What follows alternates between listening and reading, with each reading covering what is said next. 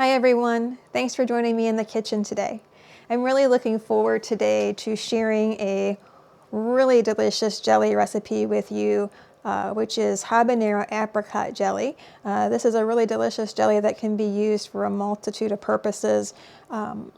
Typically you will see it put onto like a saltine cracker or a fancier cracker with some cream cheese spread on the cracker, and then you put a dollop of this jelly on it as an appetizer or just a really delicious snack. I've also used it though as a glaze on salmon when I'm cooking it.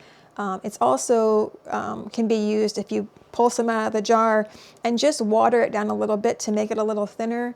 You could dip egg rolls in it. You could dunk chicken wings in it, or if you just prefer like a thicker glaze on the chicken wings, you could rub that on top of them.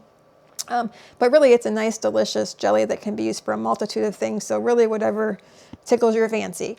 So what we'll do, we'll go ahead and get started, and the first thing we're going to have to do though is start to prepare our dried apricots for the jelly.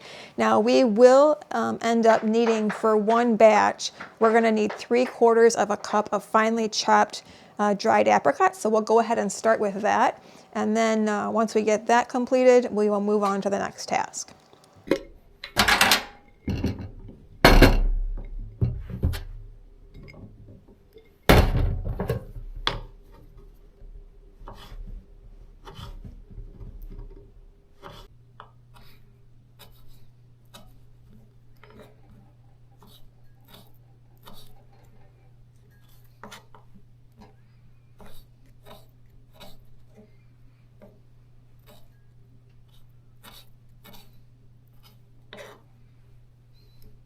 Okay, so once we have our apricots chopped up into our bowl, we are going to need to add to those apricots 2 1/4 cups of white vinegar. Now when you are purchasing your vinegar for canning purposes, it's really important to always purchase and check the label for 5% acidity to your vinegar. There are some vinegars on the market that I believe they're only putting about 3% acidity in it, and you want to make sure that you're getting that 5% to ensure that any canning you're doing is safe.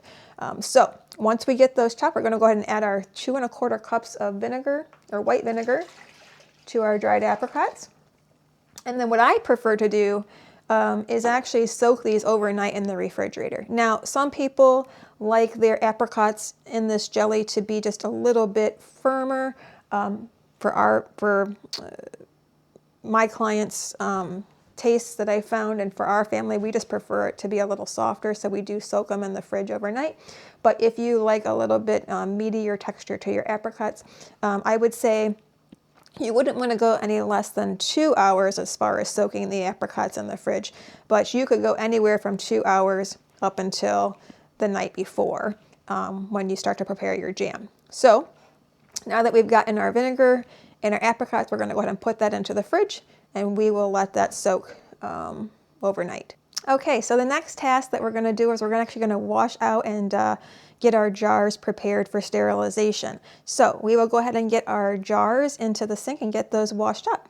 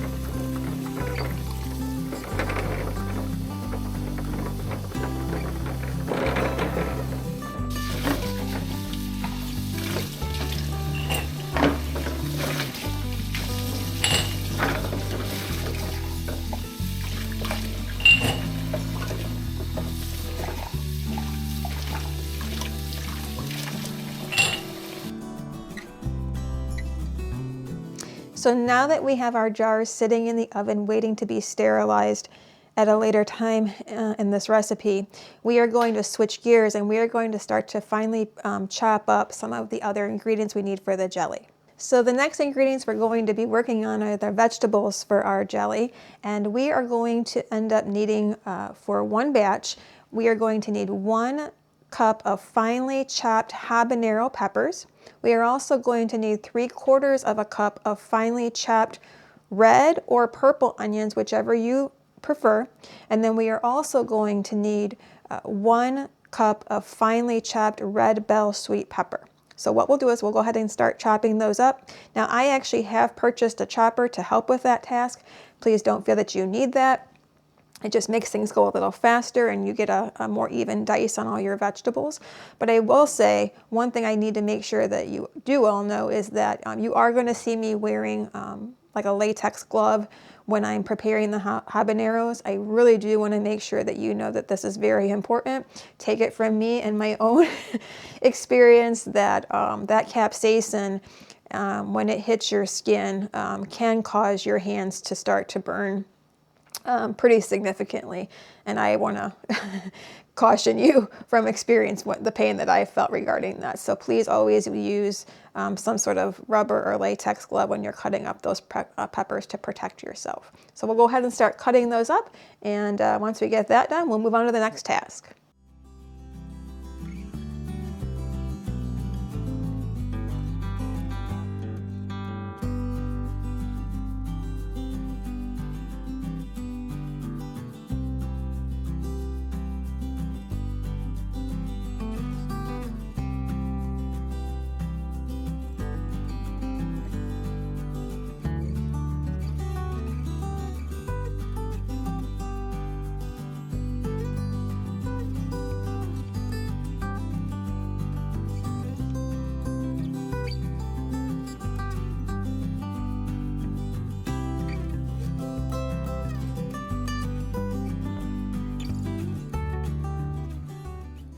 Stove, we have our heavy bottomed Dutch oven.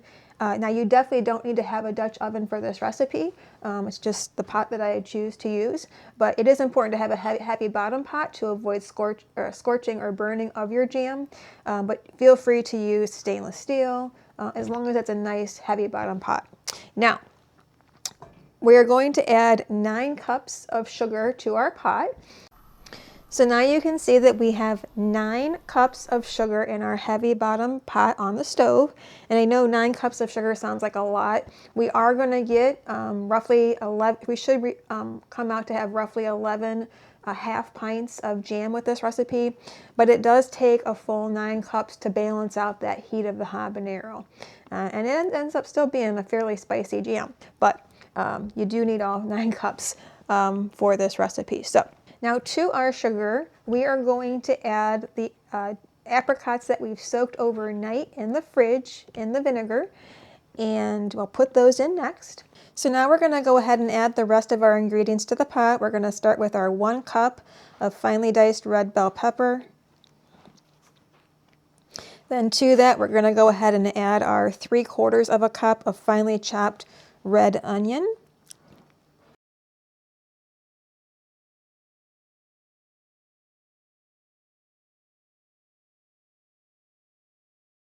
And then we're going to go ahead and add our 1 cup of finely chopped habanero peppers.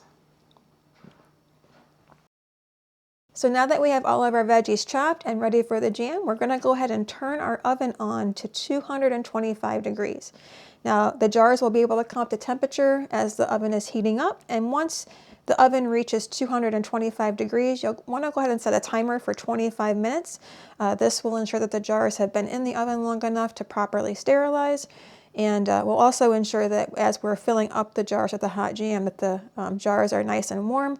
This will prevent any shock and will prevent your jars from cracking as you fill them. So that part is very important for safety. So we'll go ahead and turn that oven on, and then we'll move on to the next task. So now that we have our jars heating up in the oven and beginning to be sterilized, we went ahead and we did fill up our water bath canner in the sink, and we put it on the stove, and we're going to turn that on now to start warming up. So when we begin our jelly here in a moment, that's coming up to temperature as well. Now, when something important to remember is when you're filling your water bath canner, you do want to make sure to put plenty of water in it to ensure that when you put your jars of jelly into the canner to be processed, that as they submerge, you have a full 1 inch of water over the tops of your jars. That's really important to ensure safety while you're canning. So while that's heating up, we are going to go ahead and get started with our jelly.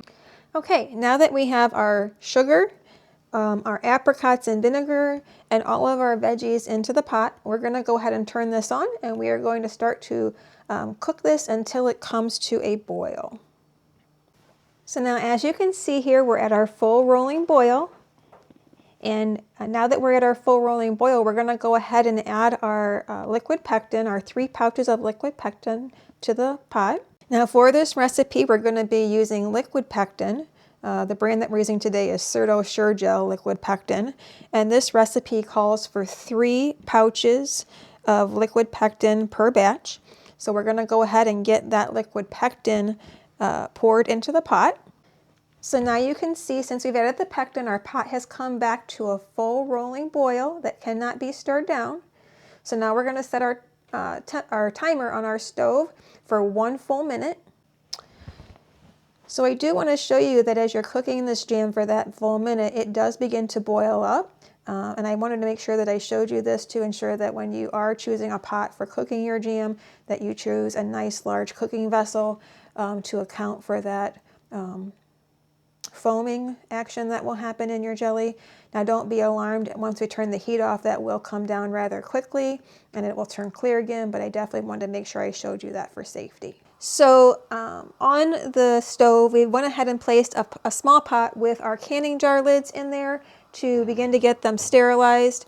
Now you don't have to bring them to a full hard boil, but you do want to bring them to a hard simmer. I tend to do mine for about 5 minutes on a hard simmer, not a boil, because if you do bring them to a boil, you could actually damage the seal on the lids themselves. So by doing that for 5 minutes just to a simmer, a hard simmer, you will be good enough to get them sterilized.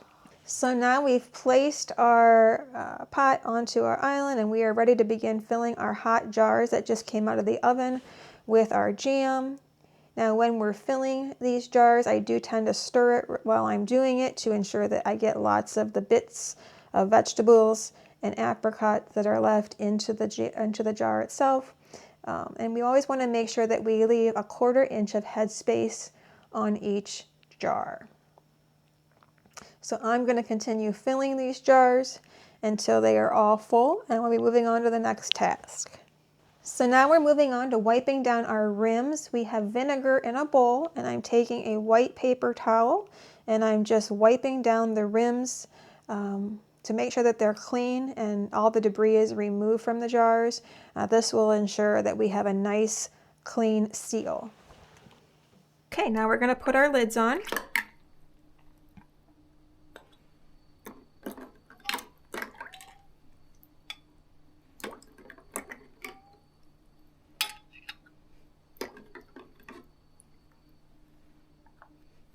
And this tool that I'm using, if you're not familiar with canning, it's just a magnetic grabber, which does help. All right, now we'll go ahead and screw our lids on, and we just want to screw these on till they are finger tight, not tight. Don't ever tighten your jars way down. You just want to get them to their barely finger tight, so they're gripping the jar, but not tightened down hard. I should put my glove on.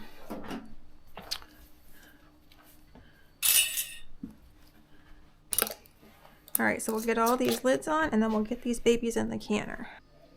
All right, so we're gonna go ahead and load our canner now.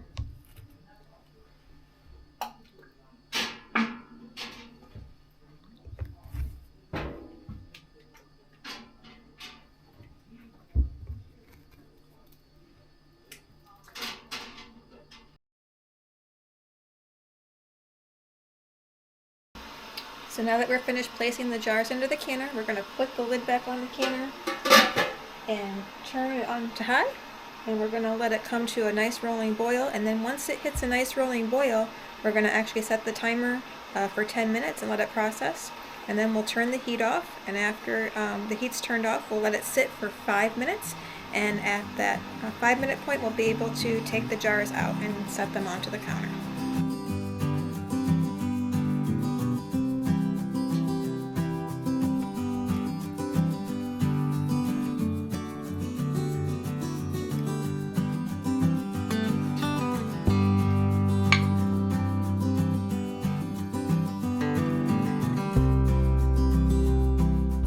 Well, everybody, we ended up with a total of 22 half pints of habanero apricot jelly today. So each batch does come out to be exactly, well, a little over, because I had a little extra for tasting, which is not a bad thing. But it did yield 11 half pints per batch, and it's really, really good. So from our family to yours, we hope that you enjoy this recipe and you can share it with your own family and friends. I do know it's a big hit with a lot of people. So thanks so much for joining us. Be sure to check out our other videos on our homestead channel at Cardinal Scale, and we will see you on the next one soon. Have a blessed day. Bye-bye.